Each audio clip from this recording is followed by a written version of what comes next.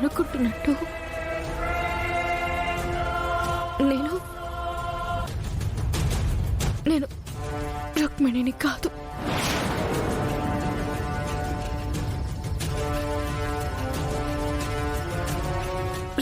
రూపని.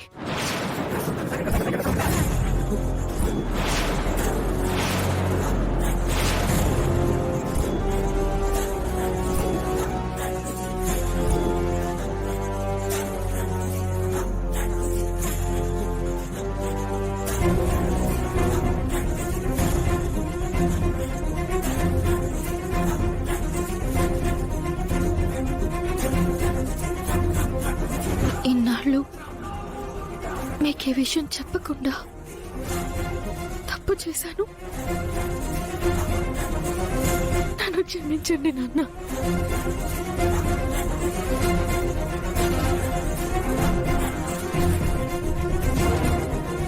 నేను కనుక రుక్మిణి రూపంలో రాకుండా రూపలానే తిరిగొచ్చుంటే ఆ కోమలి నా స్థానంలో వచ్చుండేది కాదు.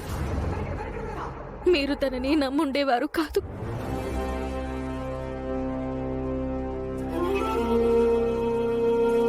రుక్మిణిగా రావడం నా తప్పే నాన్న. నేను చేసింది తప్పే, కానీ ఆ తప్పు చేసింది మిమ్మల్ని మోసం చేయాలని మాత్రం కాదు నాన్న.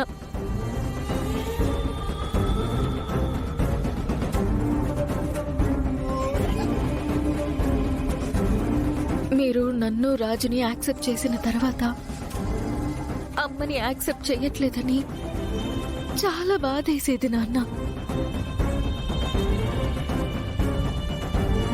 ఎలా అయినా మిమ్మల్ని కలపాలనుకున్నాను. ఆ సమయంలోనే వాగులో కొట్టుకుపోయిన నేను కళ్ళు తెరిచేసరికి హాస్పిటల్లో ఉన్నాను.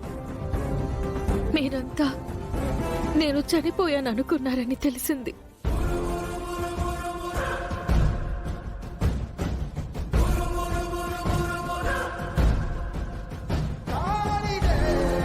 అప్పుడే ఒక నర్సు ద్వారా మీ మొదటి సంతానం నేను మాత్రమే కాదు, నాతో పాటు ఒక చెల్లి పుట్టి చనిపోయిందని తెలిసింది.